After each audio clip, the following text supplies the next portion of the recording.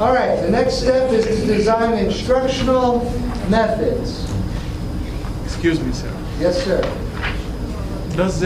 Is this the same, like think, bear, and share? It is, except I introduced the writing element in it.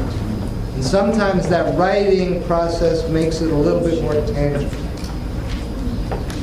All right, we only have 10 minutes, do we? Before a break, we break at 11:30. Well, we have 15 minutes because you're only 5 from the break.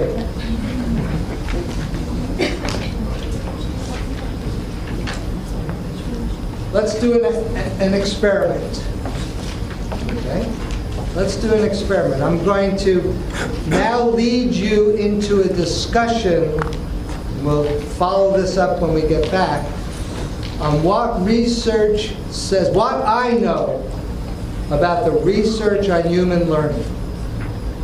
Chickering and Gamson, in their 7 principles, summarize the research on effective teaching. Now I'd like us to think about the research on effective learning.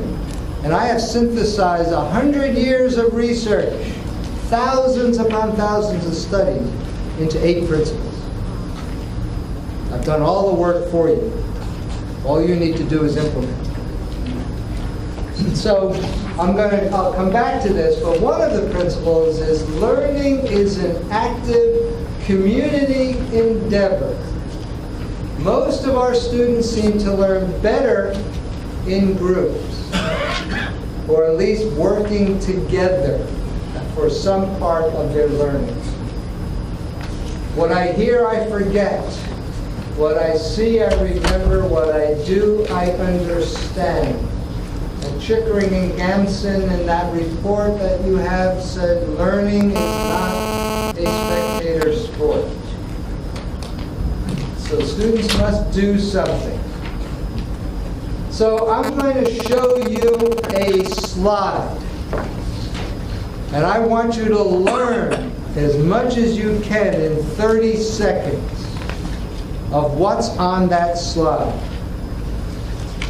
The slide contains a number of corporate logos. You know what corporate logos are? Now, learning means you're to study, you're not to write down anything, you're just to learn and try to remember as many of those as possible. I'll give you 30 seconds, I'll shut this off, then I'm going to ask you to do something else. Okay? So your job right now is to study, you'll get tested later. Ready? No writing, no talking.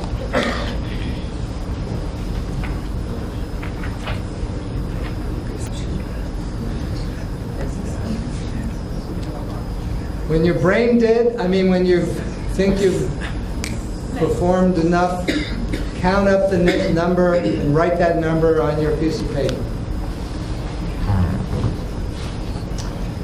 Okay, the next step, I'd like you to form groups of 3, 4, 5 people. So you 4 people, you 4 people, you can do it by rows. No more than 3 and 3. What I'd like you to do, listen to this. This is important now. This is the hard part. What's the hard part? You listening? What's next? I'll tell you what's next.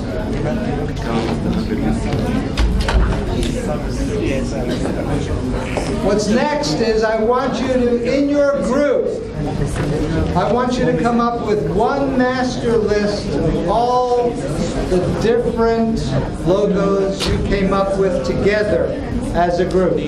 Group of 4 or? Group of 3, group of 4, whatever works. Okay.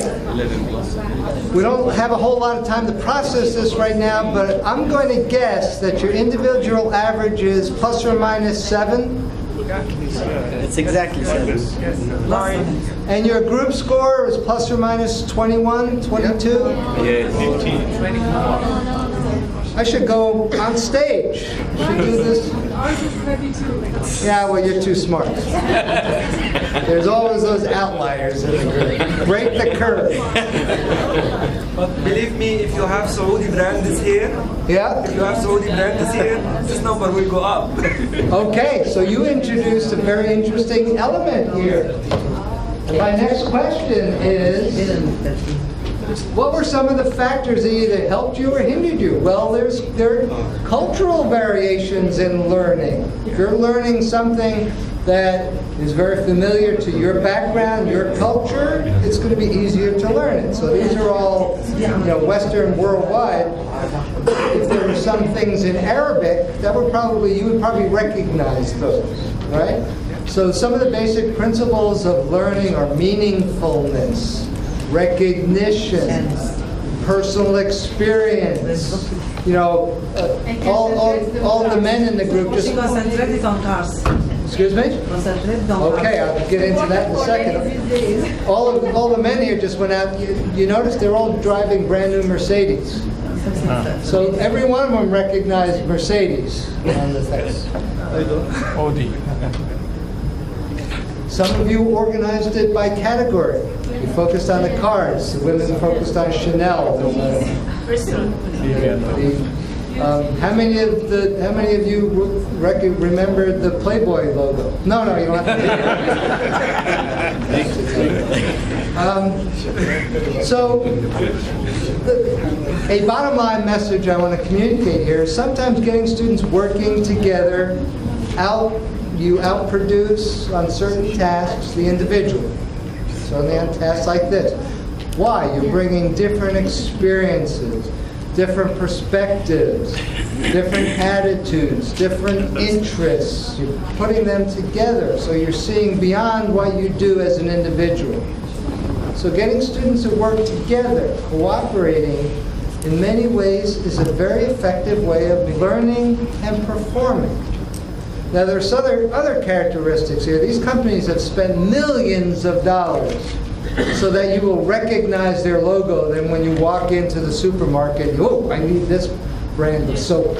Or I want to buy that car because I saw that being advertised. So what are some of the factors? The shape, the size, the color, the graphic representation. Some of these for everyone who may be easier to remember than others. I don't know which one would be easier than others. Some of you not only categorized, but you might have done it by the geographic placement of the stimuli. You went around, I know one person yesterday actually drew a map. When he was asked to write down what he remembered, he drew a rectangle and he started writing the names in the place in that rectangle that mapped to the stimulus. Now, I didn't even ask, there's also a very important issue in psychology called false memory. I'm sure some of you made up logos that weren't up there. Okay, course design, these principles may not be as totally applicable to you right now, but at some point in your academic career they will be, they should be. If you don't have that much choice or opportunity to design a class, at least you have the choice of how you teach the class. In most cases, in many cases, content is dictated to you, learning objectives are dictated to you, assessments are dictated to you, but you're given a little bit more flexibility and freedom in terms of how you teach a class. Now, all of us in here, many of you, well, all of you in here are experts. You have gotten all kinds of degrees from wonderful universities on your content. You're physical biologists and chemical engineers and medical experts. But very few of us have gotten training on how to apply that expertise, that knowledge to others, to communicate that to others. And that's one of the issues, I think, that plagues higher education. You know, if we look at the private sector, if we look at industry, if we look at IBM or AT&T or Apple, and we ask them, how much of your money, how much of your operating budget is spent or allocated to professional development? You know what the research says? 6 to 10%. Can you imagine 10% of Apple's budget going back into professional development? You ask a university, how much of your money, your operating budget is going to professional development? Less than 1%. Why? You ask rectors and provosts, why? We hire only intelligent people. We hire experts in their field. They don't need to be trained. They've been students all their lives. And you say, yeah, but being a student and being a teacher are not quite the same thing. Being an expert and being able to teach that to others is not quite the same thing. So I think we need to be open in our lives for continuous professional development. There's a famous American philosopher. He's not really a philosopher, and he's not very famous. His name is Bob Dylan. He's an American, actually Nobel Prize winner for literature, musician, rock and roll singer. A line from one of his songs sticks with me all the time. And this line says, "He who is not busy being born is busy dying." In other words, life is rebirth. Life is relearning. We have to constantly move forward or else we're moving backwards. So that, to me, is appropriate for our teaching. Unless we're moving forward, unless we're learning new things, unless we're open to new ideas about how to transmit all this fantastic knowledge we have in our heads to our students, I think we're shortchanging ourselves, our students, our country, our society, our institution. So, the choice of instructional methods should be influenced by research on human learning as well as research on effective teaching. We scratched the surface about those 7 principles of good teaching. Now I want to shift the focus to how people learn. And get you to think about, okay, with this knowledge of how people learn, how can I modify and improve my teaching? Right? Am I teaching the best way based upon evidence? If you were a physician, how many medical folks here? Veterinary medicine, human medicine, dentistry, right? If you walked into your, well, we all have doctors, right? We all have physicians. You walk into your physician and you have an infection on your arm, and the doctor says, okay, just sit down, lay down over here, and gets a big scalpel and starts to cut and say, we're going to practice bloodletting. We're going to get all those bad humors out of your body, and are you going to sit there? And then he says, okay, once we finish bloodletting, we have this box, this jar of leeches. We're going to put these leeches on your body and let them suck all the bad humors. Whoa, you'd probably either get up and run or sue them for malpractice. Right? I would. But yet, we go to a college classroom and we know there's 100 years of human research on human learning and effective teaching, but yet we ignore it all and we do what we do because it's been done to us. Or because this is the way we learn best. I'm just waiting, and this will probably happen in America. It won't happen here. For a malpractice suit to get slapped, against some faculty member. You didn't treat me right. I didn't learn in your class, and it's because you ignored all the evidence and all the research about effective teaching. That's a little absurd, a little extreme, but who knows? In America, that might happen. National Science Foundation has, not the National Science Foundation, the American Academy of Sciences has a branch called the National Research Council. The creme de la creme, the most prestigious research organization, National Research Council. Well, they commissioned a study a number of years ago, in 2000, can you survey the literature and tell us how people learn? And they said yes, and I'm going to summarize a lot of what they said in a minute. But they said yes, because we need to know how people learn before we design how we teach. National Research Council in America is saying this. And so they came up with this chart. This is directly taken from their book called How People Learn, Brain, Mind, Experience, and School. National Research Council. So with the knowledge of how people learn, we can choose between different kinds of instructional options, or we can have variations of these. We can use lecture-based teaching.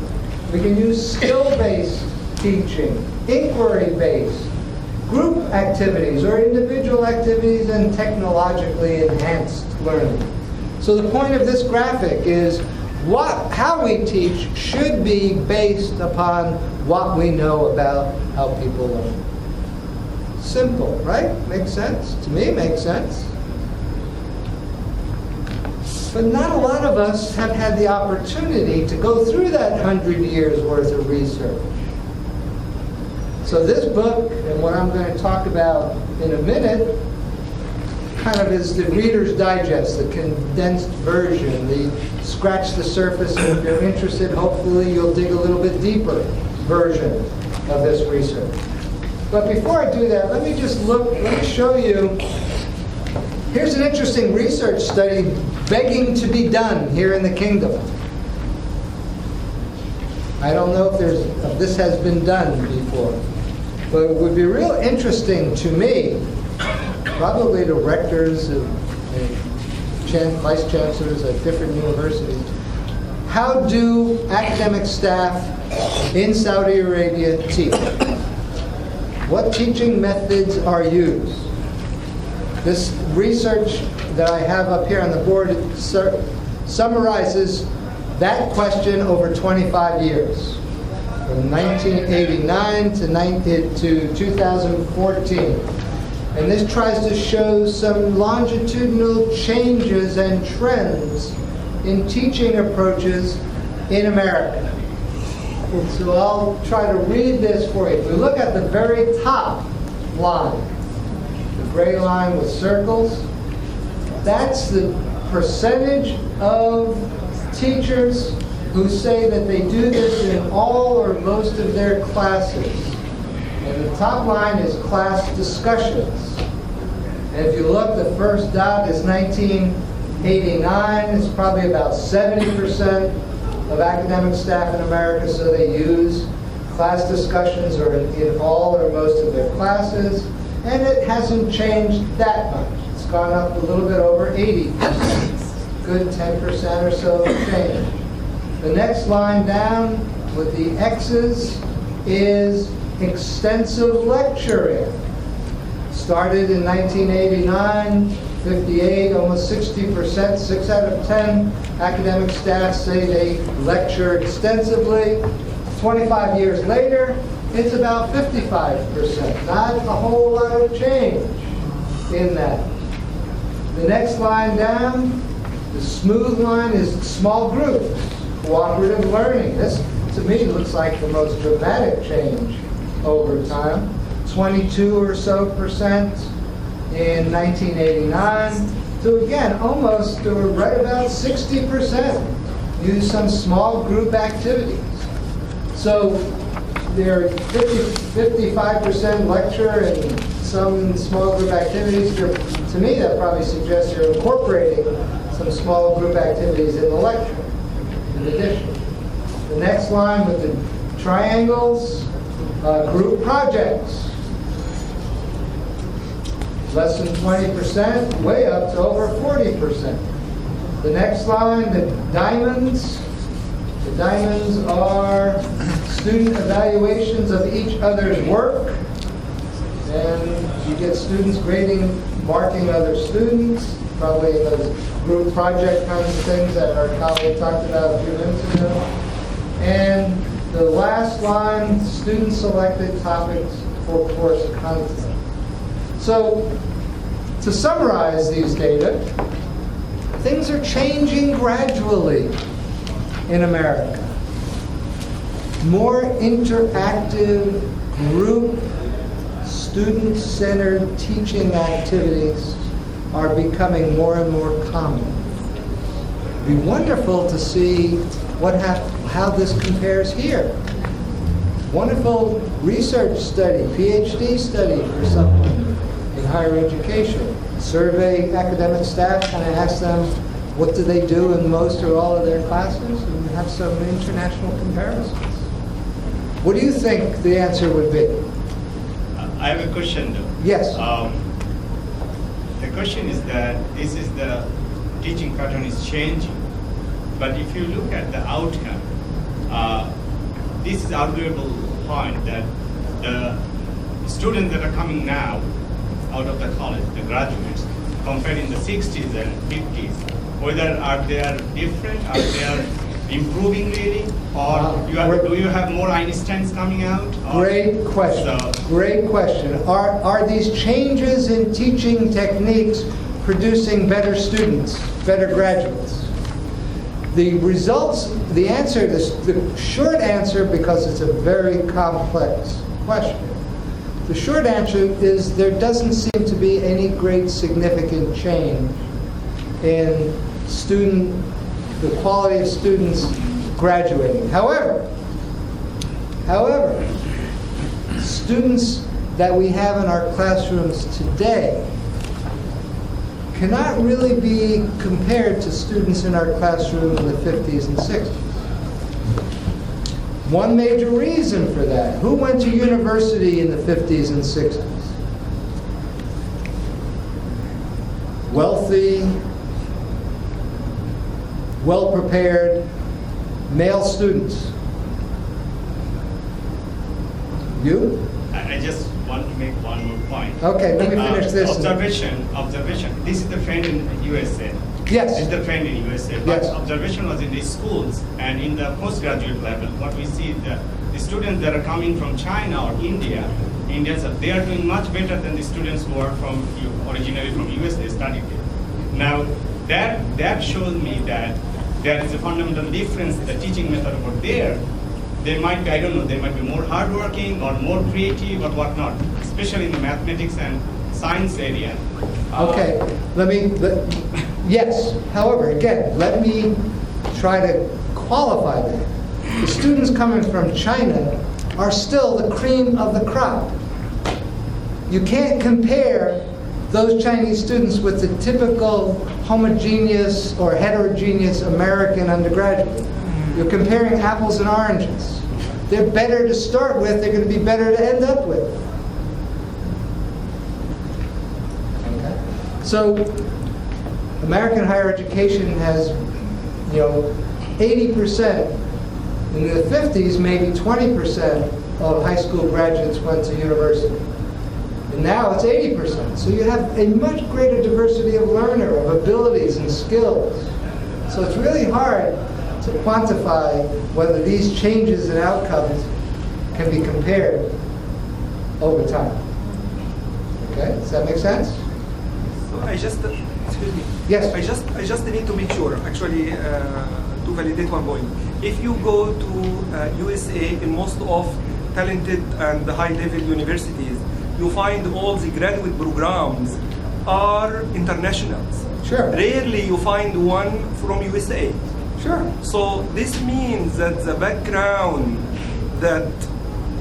of the student who was built outside was so strong to stimulate him to go for long life learning than the student built in America. Is this true or wrong? It's wrong and it's right. You're getting way off the target here, but I'll address this and then we'll move on. One of the reasons that you will find many graduate programs, especially in the sciences, mathematics, engineering, predominantly filled, one of the reasons, not the only reason, filled with international students, is American students don't want to get those degrees. They want to go out and make money. All right? They're going out and getting a job. Someone from China or India or Bangladesh wants that degree because that's their avenue Yes. for success. Yes. So there are lots of intercultural reasons why. It's good. Yeah. But my point is that one of the outcomes that we have in most of the subjects that we teach for undergraduate and graduate studies is make a long life learning. So when we assess this, where we assess the success, where we do assess the success, where You assist. we have one outcome in my syllabus.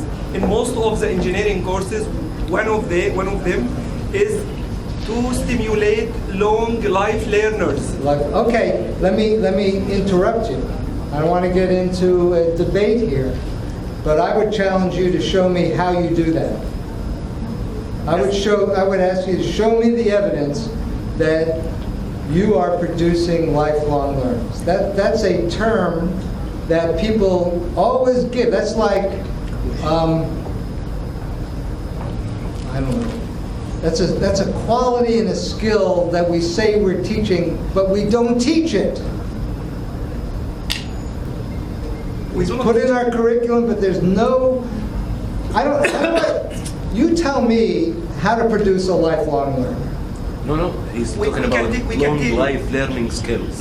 Yes, we can tell you, for example. Okay. We can have undergraduate student. He's like senior undergraduate student. Group of them, or two of them, or three of them have published five conference paper, 2 journals paper. They are going now for master and PhD programs.